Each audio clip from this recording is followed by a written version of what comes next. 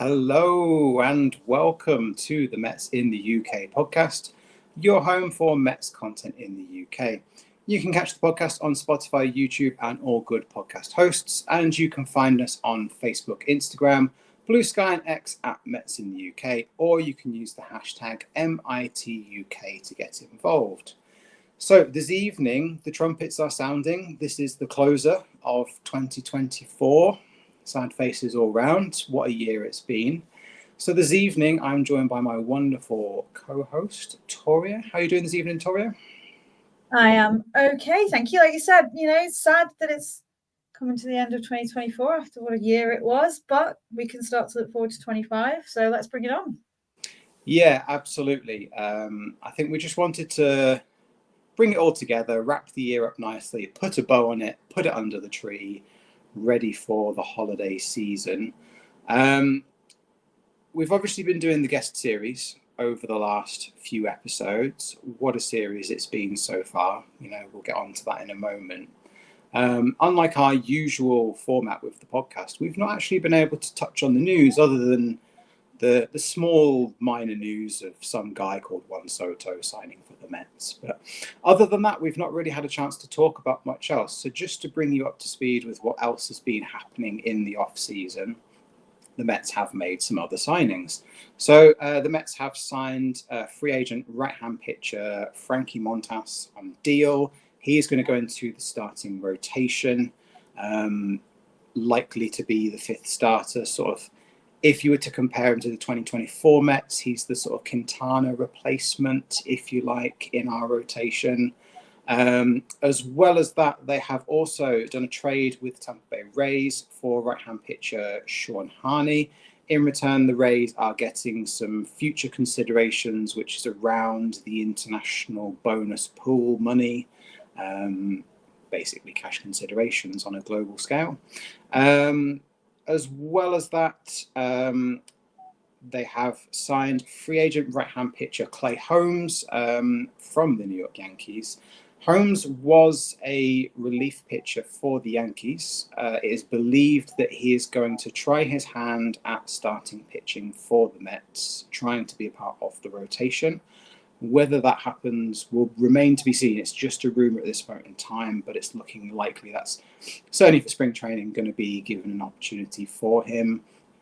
Like we mentioned, they have signed some guy called Juan Soto, as you do.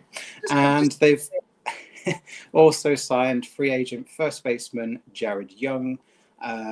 This is not something to panic about if you are a Pete Alonso fan.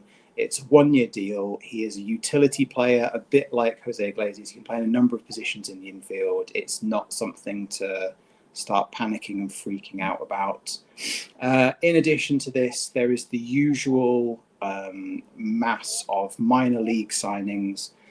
Those of you that are new to baseball, this is something that most teams do in the off-season. They stack their minor league system with players who, injuries, whatever reason, they can be called up, sent down, back and forth. They are depth pieces. This is not by any means anything to get excited about, but these are faces that we might see at some point during next season. So we are seeing in the minor leagues a return for Grant Hartwig, right-hand pitcher. As well as that, the Mets have also signed outfielder Edward Olivares, center fielder Alex Ramirez, right-hand pitcher Oliver Ortega, right-hand pitcher Yuhi Sako, all of which are signed to minor league deals. Whilst we're speaking about the minor leagues as well, the Rule 5 draft did take place. This is where other teams can take unprotected players from the minor league system. Notably, during this, the Philadelphia Phillies purchased the contract of Mike Vassell, who is a right-hand pitcher, which we've seen bits and pieces of for the Mets. Showed some promise, not showed some promise. That's an interesting one. The other interesting one being the Tampa Bay Rays purchasing contract of left-hand pitcher Nate Lavender, who last year in spring training looked like he was going to be the real deal. If anyone is going to turn him into a stud, it's going to be the Tampa Bay Rays. They know how to develop quality pitching. So obviously it's sad to see Lavender go, and and Vassal to a lesser extent, but certainly for Lavender, it'll be one to keep an eye on in the future. He's destined for the top there. Finally, it's not officially official, but it's been reported. The Mets have signed Griffin Canning, a pitcher, to a one-year deal. Previously has been with the Angels and the Braves, but has also done stints abroad on an international level. Will be interesting to see where that goes, but obviously that's yet to be confirmed by the Mets at the time of recording. We are recording this Thursday, so I'm sure in true Mets fashion, we will press end recording and something massive will happen before this goes out. Inevitably, it happens. Toria, what are your thoughts on the additions other than the Juan Soto one, which we've already discussed? Yeah, I think that it's standard activity, particularly just yet. There's still a long way to go. I think, having the that depth in the minor leagues is expected. Pitching is always where the focus is, which quite rightly. I'm interested in the Clay Holmes one. I think there's been a lot of talk about our pitching lab and about Hefner. I think the chances are that the potential to go to starting pitcher is what tempted him to us. So if that's what the talk is, then that's likely to be the plan. It's also good to know, though, that he could be available for long relief if the starting pitching doesn't work out. He could do, we saw McGill last season kind of in and out of that starting pitcher, long relief kind of role. So I think he will be potentially an upgrade on that. Griffin Canning, obviously with the Angels being my soft spot team, I've watched quite a lot of Angels baseball, so I've seen quite a bit of him. I know there have been some grumbles online about that signing. For $4 million, I'm actually I'm quite happy with that. He has got some decent stuff if he can be consistent. That's his only issue. His changeup is brutal. So again, I'm excited to see what the lab and Hefner can do with him.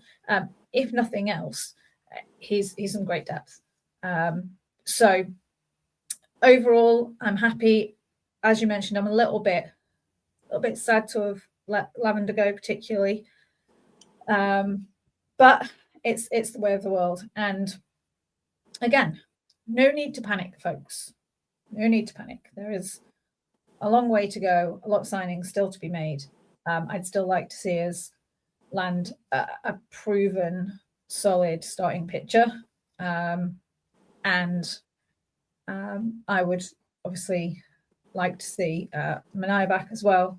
But yeah, let's hold our judgment on how successful or otherwise the off season is outside of Soto, because that's always going to make it a success. This is the funny thing, people complaining about, bargain basement shopping Mets. Where did you forget we just signed Soto? But yeah, no, I'm pretty happy with where we're at. Yeah, I think a couple of things you've touched on there are worth just sort of driving the point home. Is that a lot of these minor league signings, we're going to see a lot more between now and spring training. We're probably going to see some around spring training. If we remember this year, wow, it's been a long year. JD Martinez was a very late addition to the Mets lineup. So just because spring training starts doesn't mean that it's game over. We are going to see a whole host more signings still to come. You're right. I think we still need pitching, but the pitching we've signed so far is very typical of what the Mets have done in recent years and what a lot of the top teams do anyway, where you're looking for that lightning in a bottle. You are not offering relievers coming off the back of a good season silly money, because relief pitching is very difficult to replicate year on year. You get ups and downs. I mean, in recent history, we had, there was that year from Aaron Loop, who was just ridiculous, like utterly ridiculous. And then the Mets chose not to offer him an extension. We got lightning in a bottle with him. He went elsewhere and just could not reproduce even a hint of that form. So, you take these gambles, and like we've talked about before, for all the Aaron Loops that work out, you've got like the Fujinamis that we had this year where they get injured and they can't push themselves into the big leagues, or maybe when you take a closer look at them with the pitching lab, you can't quite work with what they've got. But like you said with the 4 million, these are small gambles. They're not anything that's to be terrified of. Yes, we've got Steve's money, but these are the kind of things that all the top teams do. So like you say, there's nothing to be worried about. I feel like whilst we are talking about the news, it would be like silly of us not to mention the elephant in the room, Mr. Pete Alonso. Obviously, no one knows where he's going to end up, what he's going to choose to do, or what's going on at the Mets with that. I found it interesting that within the last sort of few days, we've had Steve Gelbs come out and say how, Alonso might not sign with the Mets. It might be that he ends up elsewhere. We then saw SNY's Danny Albriano within like a day saying the opposite. SNY have reported today on Thursday, day of recording, about how many of the other teams are allegedly not liking the thought of giving Pete a long-term contract. And there's this discussion around, should he have taken the 7 years the Mets reportedly offered him last offseason? Obviously, we don't know where he's going to end up, but what are your thoughts, Toria? When do you see this coming to an end? I don't think it's gonna. I think it's gonna rumble on for a little while. I think that it'll be done before spring training. I think he'll want to be around a roster for spring training. He's not the kind of guy who's not going to want to be getting that work in. So I would imagine as late in January as they can probably get away with. I think it's just going to go rumble on and on, sadly. I thought that it might have happened quite quickly after Soto. I thought that Soto would be the first domino. So I kind of expected it initially to go very quickly after Soto. The fact that he hasn't makes me think that actually it'll be the opposite, and it'll go on for a while. I still think that there's a good chance he'll be back. Again, I think the will is there from both sides. I think it's just a case of finding that balance between the time and the money. I've mentioned before my thoughts on the money side of things. Again, maybe he's coming to realize that teams aren't going to offer him those longer term deals that he might want. So there's decisions for him to make, and it's got to be right for him. It's got to be right for the Mets, and I think that now he's kind of tested the market and he's seeing what kind of deals might be available for him. I think it's going to take a little while for those to go kind of back and forth for a little while and for them to land somewhere. But if he's to be taken at his word, I still think that the likelihood is he ends up back with us. And very quickly on the other thing with particularly the slew of minor league deals, one thing to mention for others that may be new to the business of trades is, don't be surprised if you see that same name mentioned on an outgoing trade over the next couple of months. That is also very, very common. Some of these guys we will have signed purely because we intend to just use them as a trade piece. But we're happy if, to kind of have them hanging around if we don't. But a lot of the time, you'll see a lot of these kind of minor league guys move around very, very quickly. Yeah, that's a really good point. Yeah, absolutely. Just to circle back on the Pete thing, I'm going to play devil's advocate here. I think one thing to watch out for, certainly if he doesn't come, and this is a big if. Like we're not saying we have knowledge or anything of the sort. Far from it. The thing to bear in mind is you've got Vlad Guerrero Jr. at Toronto, who allegedly Rion Soto, whether you believe that or not. Outside of Vlad, they've not really got any stars north of the border. He will be a free agent this time next year. So I guess the question is, do you move Vientos to first for a season and fill a gap at third, go for Vlad next year? The advantage of Vlad over Pete is that Vlad is 25, Pete is 30, so there's longevity there. Home run wise, I mean, Pete has the edge, but it's pretty close. When you actually look at their stats and what they bring to the team, they are fairly close in stat wise. What are your thoughts on that? Yeah, I mean, I wouldn't be mad about it. I would sentimentally, I want Pete to come back. That's a sentimental feeling. I would like to see Pete be a Met for life alongside Brandon. I think that's the right thing. However, if someone is offering me Vlad now for next year, yeah, obviously I'm going to take it. So, that is definitely a consideration.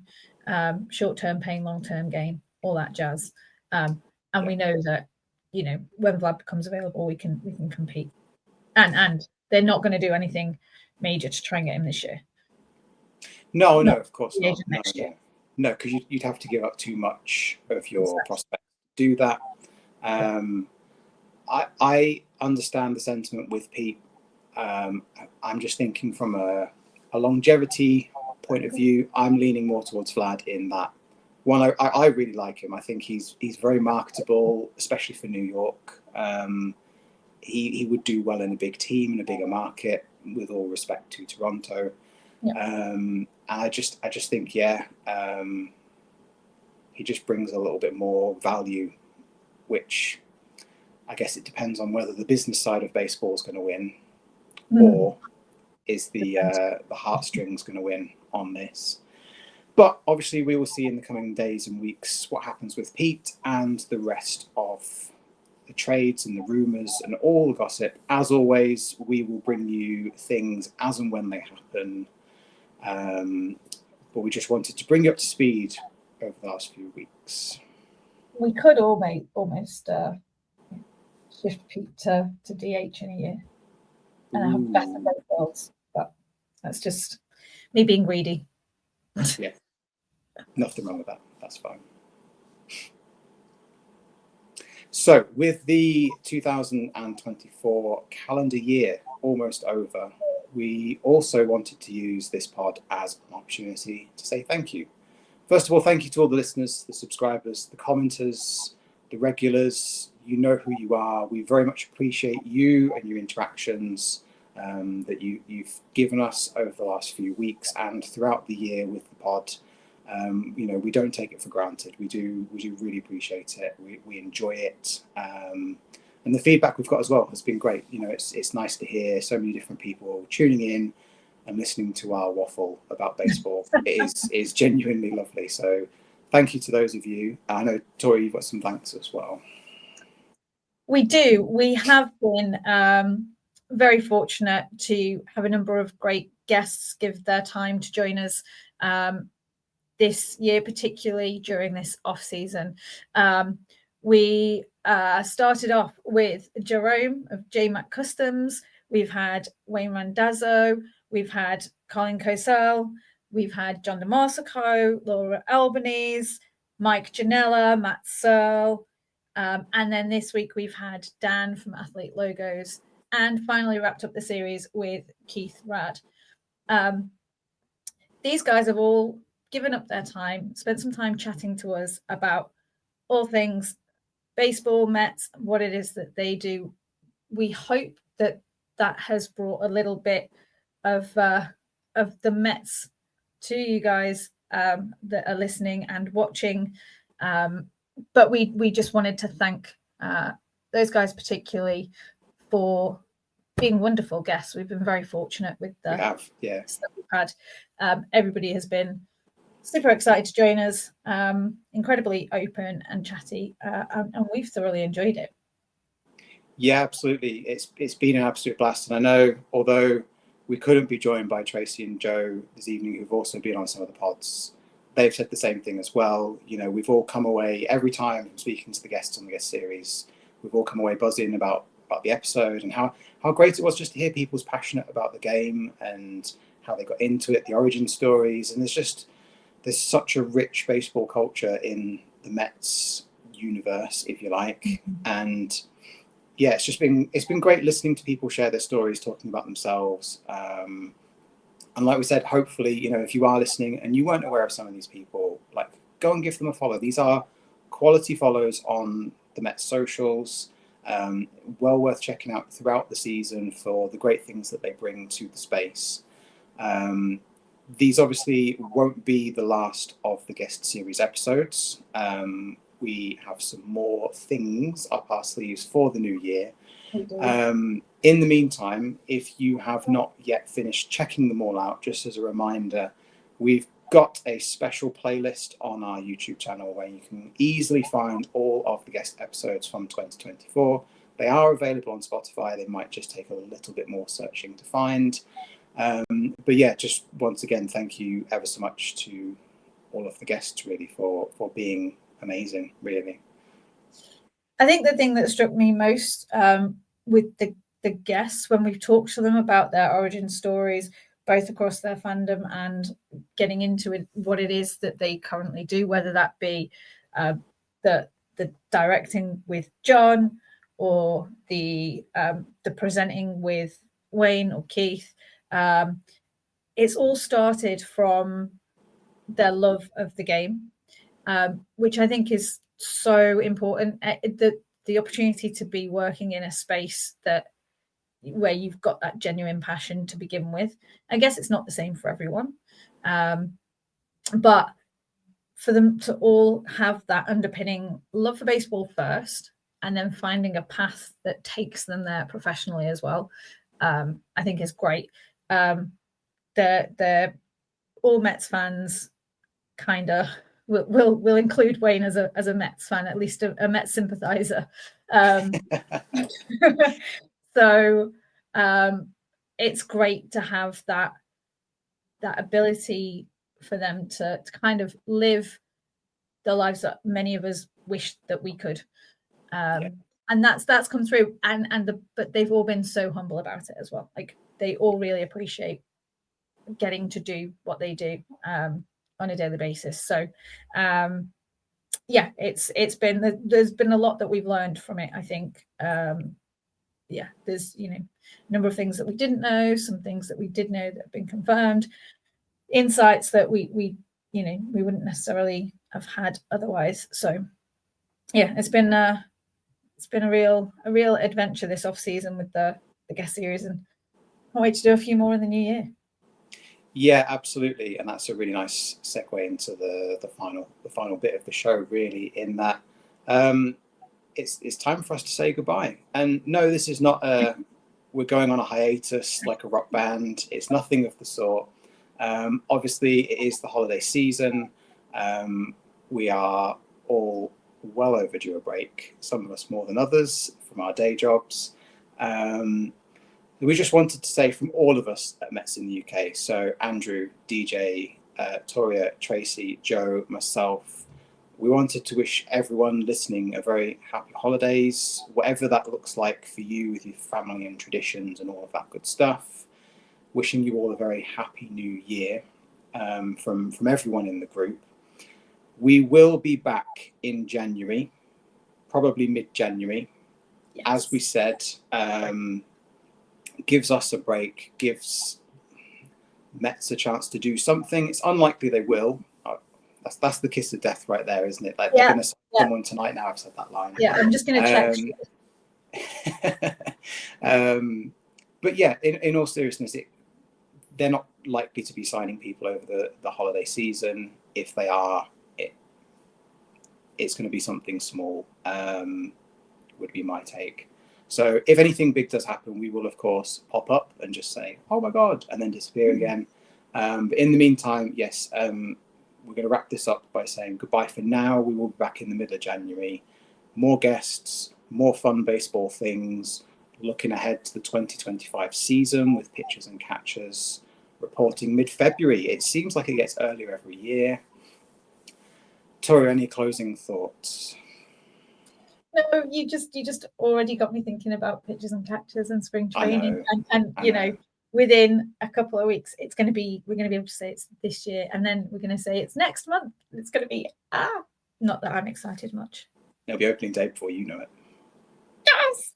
Sorry. There you go. Look, you've got me all buzzing now for the new year. There we go. So thank you once again for listening. As always, please like, subscribe, comment, follow, share, all that good stuff, so we can continue to bring this great Mets content to people in the UK, Europe, and beyond.